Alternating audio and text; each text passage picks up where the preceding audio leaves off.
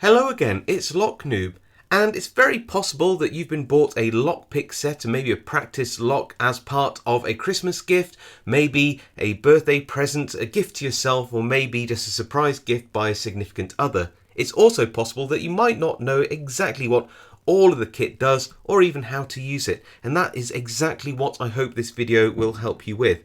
I want to explore in this video very quickly how locks work, what's in a basic lockpick set like this, how to use all the tools, what sort of locks to move on to after we've exhausted the possibilities with practice locks like this, what resources are available for you to learn from after watching this video, and what other lockpick sets that you might want to move on to after you have matured your skills over time. Now, I just want to caveat that whilst your lockpick set might not be exactly the same as this set, the principles I'm going to cover nearly all starter lockpick sets like this one. Before we start picking a lock, we need to understand the very basics about how locks work to begin with. Let's take a look at this cutaway lock that I made a while back and see how a lock works. So inside the lock you can see two rows of pins. We have the key pins at the bottom and the driver pins at the top. You can see that the driver pins sit between the top of the lock and what we call the plug or the core, and that is what stops the lock from turning when you don't have the key inside.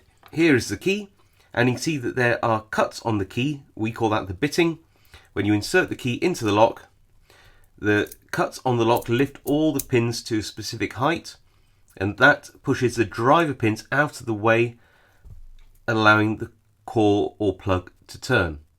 You can see that more clearly in a scaled up version of this lock, where we are just looking at the first pin, although it's the same for every single pin in this lock, whereby when the key is inserted, the key pin is lifted to a specific height, allowing the driver pin to be pushed out of the way and the plug or core to turn, and that is how you will open your lock. If you have one of these plastic practice padlocks, and if you don't, I do suggest you spend a couple of pounds to get one. You can see the same thing happen, although you won't be able to see the key pins quite as well, but you'll see the driver pins being lifted up to the shear line, and then that will allow the plug or core to turn. When we're picking a lock without a key, of course we need to replicate the two actions the key provides. We need to be able to turn the lock with a turning tool, but we also need to lift the pins with a pin lifting tool. And that brings us on to what are all those things inside that lockpick kit. So what's in a typical lockpick set, and don't worry if yours doesn't look exactly the same as this, it's the top bits here, the pick tips, that will be pretty much the same in most of these beginner kits.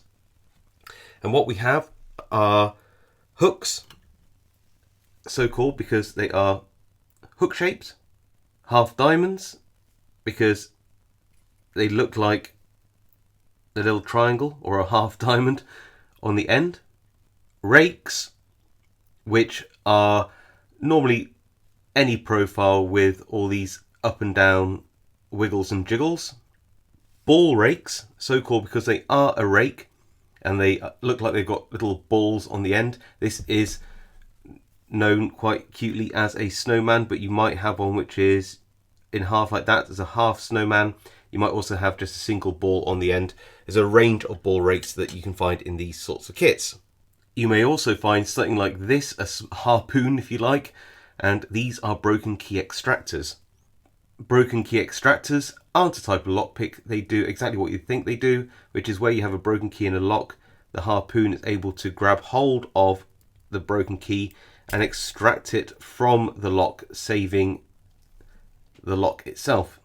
Lockpick sets will also come with a range of different tools, which are known as tension tools or turning tools, and these provide a turning force or torque in the lock in the absence of a key providing the same.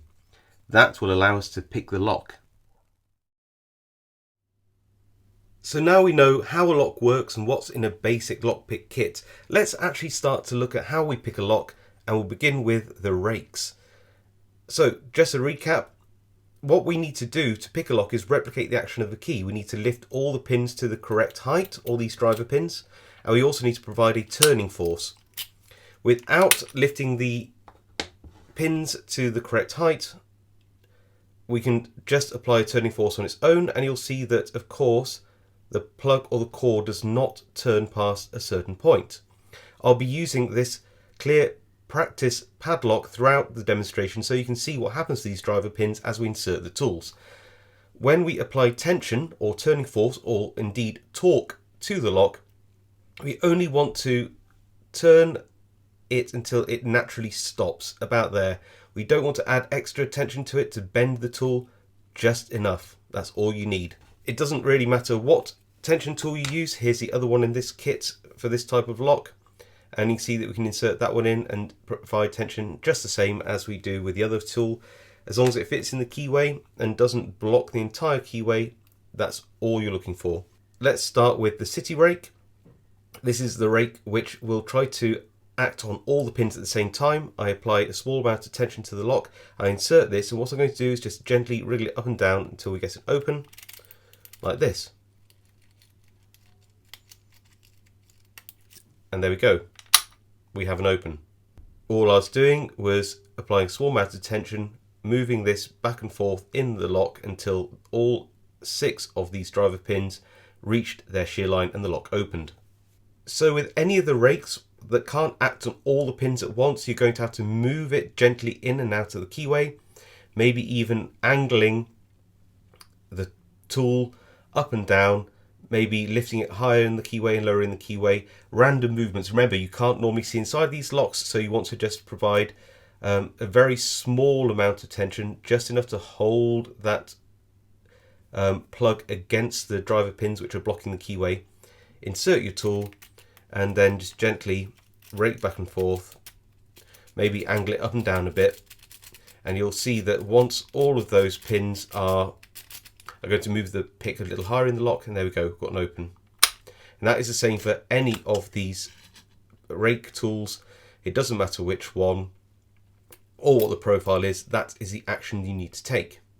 The final type of rake looks a little bit like this, and this does take a little bit of skill, not so much on these clear plastic locks which are designed for easy opening, but this you would insert all the way back into the back of the lock. You would apply a small amount of tension, push up, and then pull it out, and you'll see you get an open. So that's called zipping, and it does take a lot of practice and timing. So you put it in, push up the pins and pull out rapidly while under tension, and we can zip the locks. Like I said, that's made a lot easier by these practice plastic padlocks which are designed to open up very easily. So those are the rakes, and those are usually the easiest ones to start with. They're usually a lot of fun, and especially with these locks like this, they'll get you into some really fun openings. But now let's look at hooks. Hooks are so called because they are, well, they're a hook shape, and as you can imagine, they're designed to pick one pin at a time in the lock. So all we need to do is apply tension, and then what we're doing is we're relying on the manufacturing tolerances and imperfections in the lock. That means that some of these pins will actually be stuck binding in the lock first, and we need to find the ones which actually feel like they're sticking and push those up under tension. And this is called single pin picking. It takes a while to get used to knowing how these pins bind, but there you go, we now have an open. And that is how these hooks work. They are just designed to push up on one pin at a time. They may need to be picked in all sorts of different orders, but it's a lot of fun learning how to single pin pick. Now let's quickly look at diamond picks, and these are all half diamonds, and you usually have a large and a small, and they are what I like to call hybrid picks. What that means is, of course, you can do two types of picking with this. You can use it as a rake by moving it back and forth in the lock.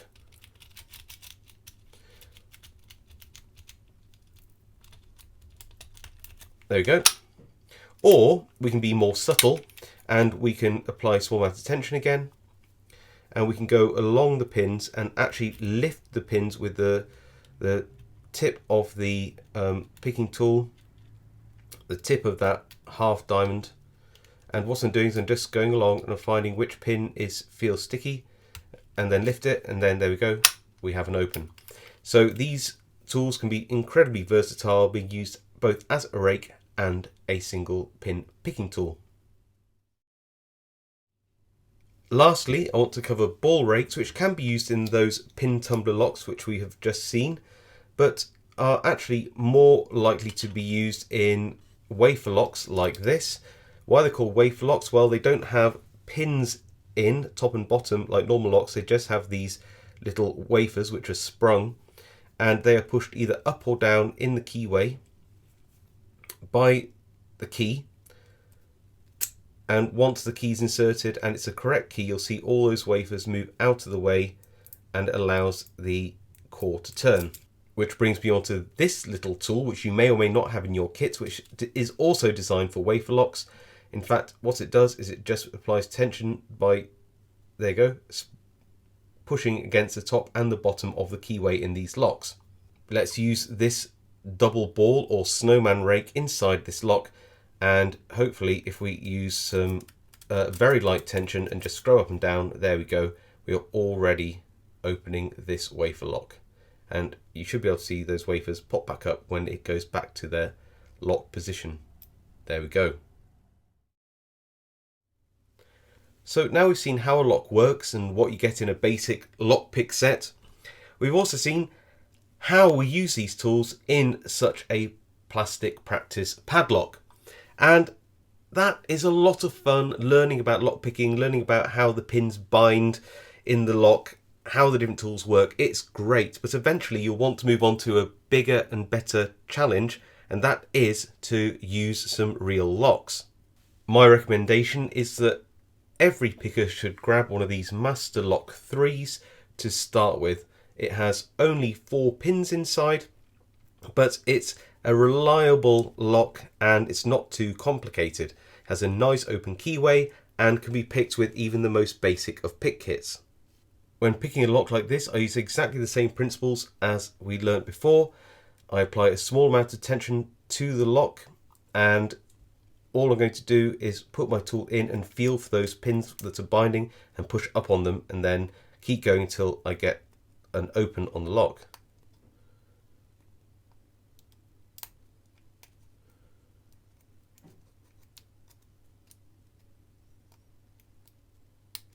And there we go. And it's the same when raking. Small amount of tension, tool in, and gently rock until all those pins are set.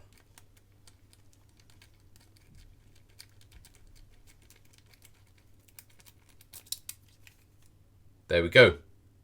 Once you master the Master Lock 3, you might want to move on to a Master Lock XL or Magnum, and then maybe for an extra challenge you might want to find some door locks like this, and these have not just 4 pins but 5 or even 6 pins in them, and those can be a lot more challenging. Just a word of warning, don't pick locks that are in use or ones which you rely on. If you snap off one of your pick tools inside one of these locks or otherwise damage the lock, you'll be in real trouble if it is something which is being used or a lock which you need. So just pick locks that you own that are not in use. Trust me on this. So once you've learned to pick a lock, you've exhausted all the possibilities of your plastic practice padlock. You've picked some real locks like this Master Lock 3, and maybe even moved up to locks like this higher security door lock. You might be thinking to yourself, I really like this hobby, I want to get more into it. Where do I get some resources to help me along my lockpicking journey? Well, where to begin? There are clearly lockpicking channels like mine, which are designed to help and advise and guide and educate lock sporters and lock pickers in the amazing and really fun hobby that is lockpicking. And I'll leave some links in the description below for other channels which I think you might find useful. There are also books out there. One of the better ones is this one called Practical Lockpicking by Deviant Ollum. And this book is an absolute gem. It takes you through all different types of lock opening tricks, the theory behind lockpicking, all the types of lockpicks, everything you could ever think of. This book is a fantastic starter guide. And of course there are online communities. There are forums and groups on Reddit and Facebook and beyond. And those communities are a fantastic way to meet like-minded individuals, get into trading and exchanging locks, learning about different types of lock, just chatting to fellow pickers, and maybe even meeting up with people across the world. Most likely when you've been picking for a while, you'll have outgrown a really cheap set like this, and you'll be looking for something a little bit more refined, a little bit more well made, and kits that give you options of buying single tools in profiles that you like, which provides ready replacements for those which are damaged or lost in the future. Now, you don't have to move straight on to super expensive top-end kits like some of the ones I have. I've been picking for a number of years, and you know, I will treat myself to some kits for a hobby that I absolutely love. But when you're first starting out, you probably want to upgrade your cheap pick set relatively soon to some affordable but comprehensive starter sets. Here are two of my favourite starter sets. We have a Southord C1500 pick set and a Sparrows Tuxedo. But frankly, as long as you're going for some of the more well-known lockpick brands out there, you really can't go wrong. In fact, I do have a video all about this subject, which I again will leave a link to below. A good starter kit will likely have maybe even less tools than your cheap kits, but these tools will be made really beautifully. They'll be well rounded, they will be made of the finest materials, and they will last you a lot longer and feel much more intuitive inside of a lock. These kits will also come with a multitude of tension tools of all different thicknesses and sizes, and as you get more into lockpicking, having a larger amount of tension tools will become greatly important to being able to pick more and more locks which will have different size keyways. Another thing you might want to consider is buying a cutaway lock like this, and these are sold by a number of different manufacturers, and they're designed to help you learn how to pick a lock by allowing you to repin a lock like this, but also have the chambers open so you can see where you might be going wrong if you're struggling to pick it.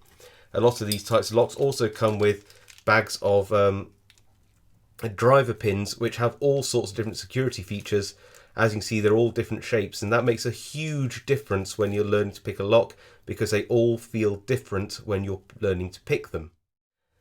So there we are. Hopefully you now know a little bit more about your lockpick set and how to use it. And I hope you found this video fun and entertaining, because I certainly had a lot of fun making this video for you.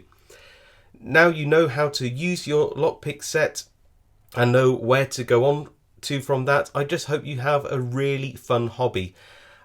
I personally love lockpicking. I find it challenging and interesting and really rewarding, and I hope you do too. Please don't forget to like and subscribe to this video for more content and more about lockpicking and more about my own lockpicking adventures. I'll see you all next time.